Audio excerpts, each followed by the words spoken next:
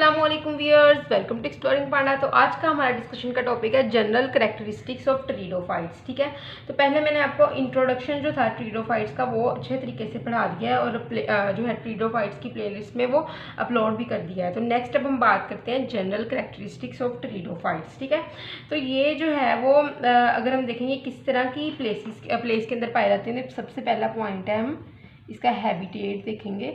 तो जो है ना इंट्रोडक्शन मैंने उसमें सारा ट्रीडोफाइट समझा दिया है। ठीक है ना, इसीलिए मैं just to the point character से स्टार्ट कर रही हूँ। ठीक है, तो हैबिटेट के अगर हम बात करें तो ये ह्यूमिड और शेडी प्लेसेस के अंदर पाए जाते हैं। Humid and shady places. ठीक है, ह्यूमिड और शेडी प्लेसेस के अंदर ये पाए जाते हैं क्योंकि इनके अंदर बहुत ज़्यादा जो है ना वो एक मैकेनिकल रूट्स नहीं पाई जाती जिस तरह के दूसरे प्लांट्स एंजियोस्पर्म और जिम्नोस्पर्म के केस में पाई जाती हैं।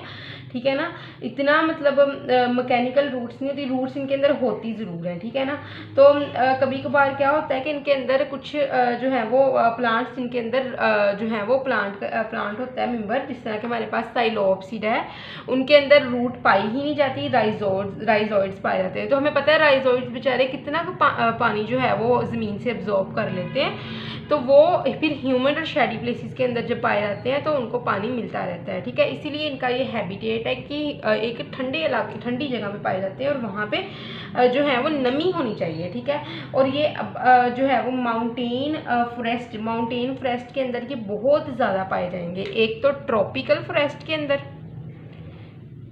ट्रॉपिकल फॉरेस्ट गरम जो फॉरेस्ट होता है, ठीक है, जहाँ पे गर्मी होती है। दूसरा है सब ट्रॉपिकल, थोड़ा सा ट्रॉपिकल से कम यहाँ पे गर्मी होती है। ठीक है ना, less warmer than tropical.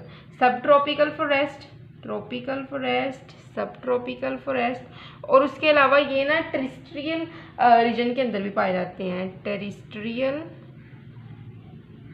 Reason मतलब खुश्की वाली जगह, जहाँ पे ज़मीनी जगह। ठीक है, लेकिन उस खुश्की वाली जगह पे ह्यूमिडिटी होनी चाहिए और वो थोड़ी बहुत शेडी होनी चाहिए। ऊपर उसके पेड़ वगैरह होने चाहिए और नीचे जो है वो ह्यूमिडिटी होनी चाहिए खुश्की वाली जगह पे। ठीक है, तो दूसरी चीज़ है हमारे पास इनके अंदर अल्टरनेशन ऑफ जनरेशन की बात करें, दूसरा पॉइंट है अल्टरनेशन ऑफ जनरेशन। तो ये हमें हमारे पास शो करते हैं heteromorphic alternation of generation. Heteromorphic alternation of generation मतलब इनके अंदर स्पोरोफाइट और गमीटोफाइट पाए जाते हैं। ठीक है ना, स्पोरोफाइट और गमीटोफाइट पाए जाते हैं जो रेगुलरली अल्टरनेट करते हैं। मैं बताती हूँ किस तरह।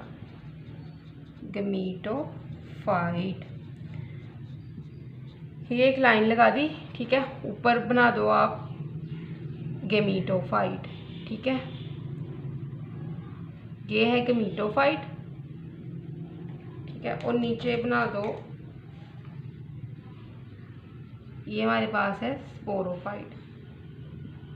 अब ये रेगुलरली अल्टरनेट करेंगे स्पोरोफाइट और गमीटोफाइट। ठीक है, स्पोरोफाइट जो है ये हमें पता है कि गमीटोफाइट ने क्या प्रोड्यूस करने हैं, गैमेट्स। ठीक है, ये गैमेट्स कर दिए इसने प्रोड्यूस, स्पर्म और एग। ठीक है ना, कैसे किए, माइटोसिस से, क्योंकि गमीटोफाइट क्या था 1n और 1n मिले, फर्टिलाइजेशन हुई, यहाँ पे बनाया इन्होंने जाइगोट।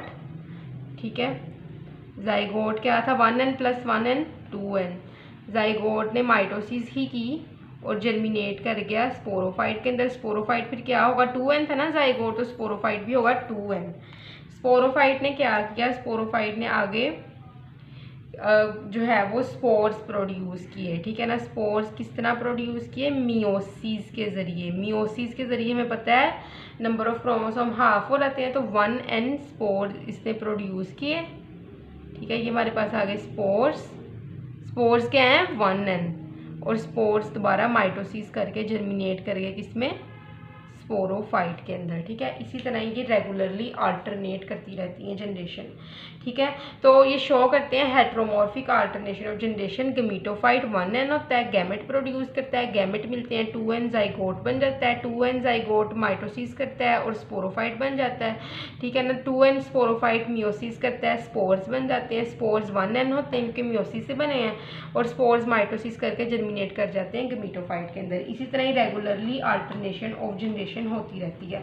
और जो स्पोरोफाइट और गमीटोफाइट दोनों है ना, ये इंडिपेंडेंट हैं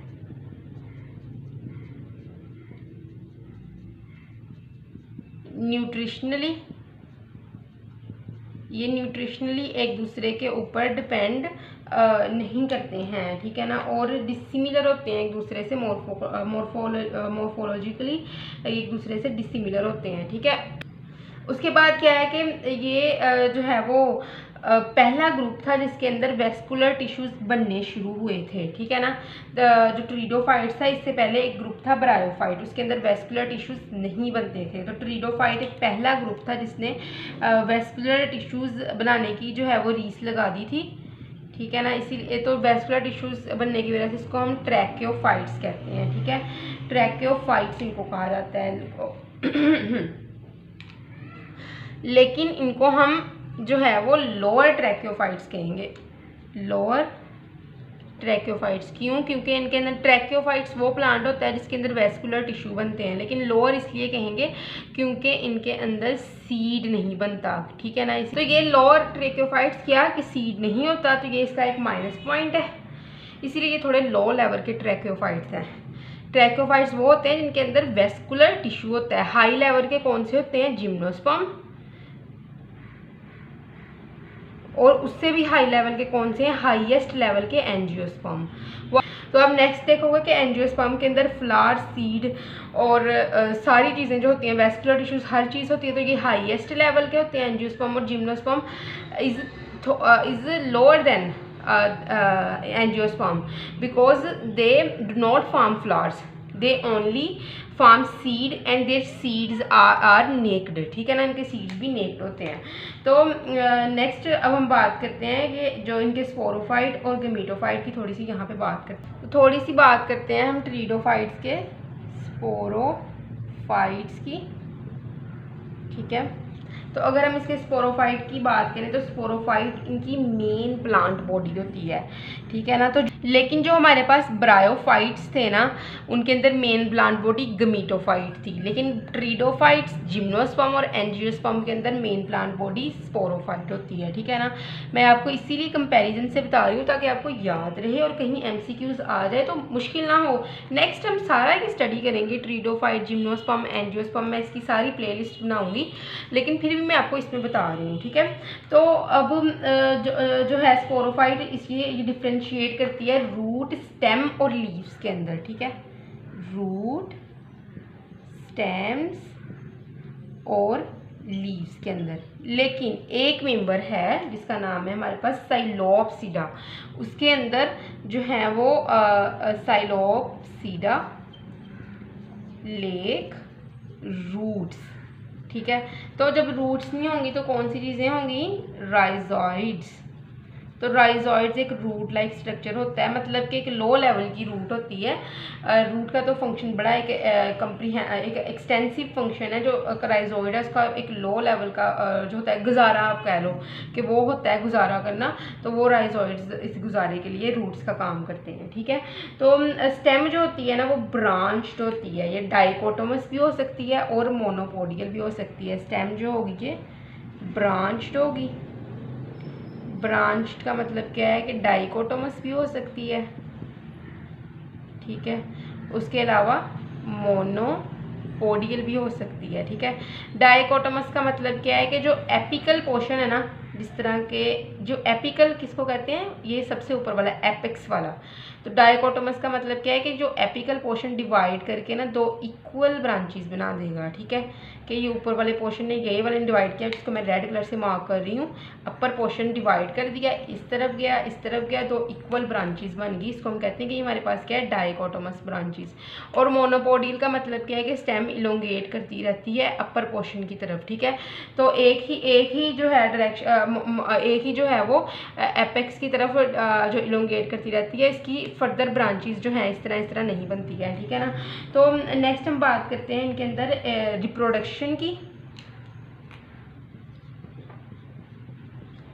रिप्रोडक्शन, ठीक है। तो जो रिप्रोडक्शन इनके अंदर होती है वो होती है वेजिटेटिव रिप्रोडक्शन, ठीक है ना। ये फ्रेगमेंटेशन भी हो जाएगी। फ्रेगमेंटेशन के केस में क्या होता है कि बॉडी जो होती है ना वो डिवाइड कर जाती है फ्रेगमेंट्स के अंदर, और हर फ्रेगमेंट न्यू बॉडी बना देता है, ठीक है। और दूसरा होता है कि ये क्या करती है कि एडवेंटिटियस ब्रांचेस जो होती हैं, एडवेंटिटियस ब्रांचेस बॉडी की मेन ब्रांचेस के अलावा जितनी भी ब्रांचेस होती हैं जो रूट्स वगैरह के ऊपर पाई जाती है, उसको हम एडवेंटिटियस एक्स्ट्रा ब्रांचेस कहते हैं, ठीक है ना। एडवेंटिटियस ब्रांचेस कहते हैं, मैंने एक्स्ट्रा खुद से ऐड किया ताकि आपको याद रहे, ठीक है। तो फ्रेगमेंटेशन के अंदर की बॉडी थी ये, जिस तरह ये एक थैलस है, जिस तरह की ये एक ब्रांच है, ठीक है ना, उसने डिवाइड किया इस तरह, ठीक है। ये 3 फ्रेगमेंट बन गए, हर फ्रेगमेंट ने अपने पूरा प्लांट बना लिया नेक्स्ट, ठीक है। एडवेंटिटियस ब्रांचेस कोई एक्स्ट्रा ब्रांच लैदा हुई और उसने अपना पूरा प्लांट बॉडी बना लिया, ठीक है। तो दूसरा हम बात करते हैं रिप्रोडक्शन इनके अंदर। तो रिप्रोडक्शन जो है वो सेक्सुअल रिप्रोडक्शन भी हो सकती है। सेक्सुअल रिप्रोडक्शन, तो सेक्सुअल रिप्रोडक्शन के केस में क्या होता है कि मोटाइल जो होगा वो छोटा सेल मोटाइल होगा और एक बड़ा सेल नॉन मोटाइल। जब ये फ्यूज़ करते हैं, बड़ा सेल नॉन मोटाइल क्या होता है, एग, छोटा सेल जो मोटाइल होता है उसको हम स्पर्म कहते हैं। ये फ्यूज़ करके क्या बना देते हैं, जाइगोट, ठीक है।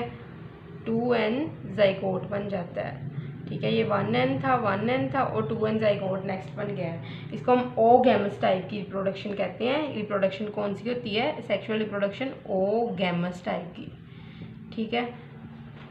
तो उसके बाद क्या है हमारे पास, सेक्स ऑर्गन्स जो होते हैं ये मल्टी सेलुलर होते हैं और स्टीराइल सेल्स की जैकेट होते हैं। मतलब कि सेक्स ऑर्गन्स जो होते हैं इनके अंदर जो जिनके अंदर ये स्पर्म और एग बनता है, ठीक है ना, कि जिस तरह ये एक सेक्स ऑर्गन है एंथीरिडिया, ठीक है। ये सेक्स ऑर्गन्स की हम बात कर रहे हैं, नेक्स्ट पॉइंट, ठीक है ना। तो सेक्स ऑर्गन्स क्या है हमारे पास, एक एंथीरिडिया है, ठीक है, एक जो है वो आर्चिगोनिया है। बहुत ज़्यादा सेल्स मिलेंगे तो ये बनेगा, इसीलिए हम कहते हैं एंथीरिडिया और आर्चिगोनिया 2 सेक्स ऑर्गन होते हैं जो कि मल्टी सेलुलर होते हैं। और इनके अंदर ये इस तरह ना साइड्स पे ना एक स्टीराइल सेल जो कि सख्त हुए होते हैं उनकी कवरिंग पाई जाती है, स्टीराइल सेल्स। तो ये क्या होता है, साइड्स पे स्टीराइल सेल्स जो क्या होते हैं, जो रिप्रोडक्शन के अंदर हिस्सा नहीं लेते हैं, ठीक है ना। जो है वो एग या स्पर्म नहीं बना सकते, जस्ट ये कवरिंग सी होती है, ये बॉडी को कवर करते हैं, ठीक है ना, और प्रोटेक्शन प्रोवाइड करते हैं, ठीक है। तो ब्रायोफाइट्स की तरह इनके अंदर भी जो है वो रिप्रोडक्शन के लिए वाटर की ज़रूरत होती है, टेरिडोफाइट्स के अंदर, ठीक है। और उसके अलावा जो है ये होमोस्पोरस होते हैं, ठीक है। रिप्रोडक्शन की बात हमने कर ली है, अब हम बात करते हैं स्पोरस। तो ये क्या होते हैं, होमोस्पोरस मोस्टली, ठीक है ना।